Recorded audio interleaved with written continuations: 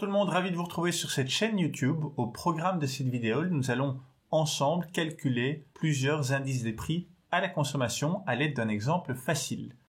Pour rappel, il faut suivre 5 étapes pour déterminer un indice des prix. La première étape, c'est de déterminer la composition du panier du consommateur. La deuxième étape, trouver le prix des biens et services composant ce panier. Troisième étape, calculer le prix du panier pour chaque année qui nous intéresse. Quatrième étape, choisir une année de base et calculer l'indice des prix.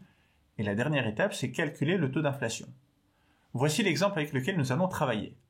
Première étape, donc, déterminer la composition du panier. Dans notre cas, notre panier sera composé de 150 pains français, de 100 tasses de café, de 12 coupes de cheveux et d'un manteau d'hiver. Ces données, je vous les mets ici dans un tableau récapitulatif. Deuxième étape, trouver le prix de ces biens et services pour chaque année. Pour l'année de référence, les prix unitaires viennent d'apparaître à l'écran. 1,50 € pour le pain français, 2,40 € pour le café, 20 € la coupe de cheveux et 145 € pour le manteau d'hiver. L'année suivante, les prix ont évolué, ils apparaissent également maintenant à l'écran. 2 ans plus tard, voici les prix pratiqués sur le marché.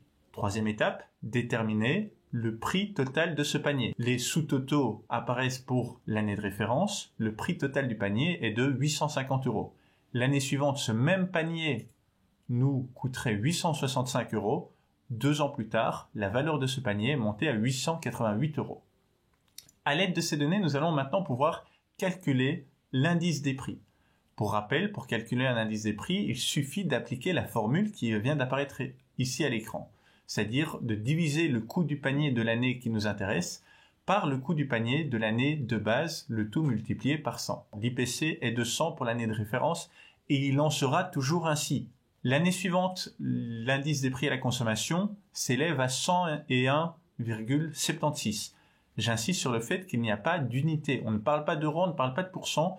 Un indice des prix est une valeur qui s'exprime sans unité. 2 ans plus tard, l'indice des prix s'élève à 104,4 et le montant est reporté dans le tableau. Dernière étape, déterminer le taux d'inflation des prix. On déterminera toujours ce taux par rapport à l'année précédente.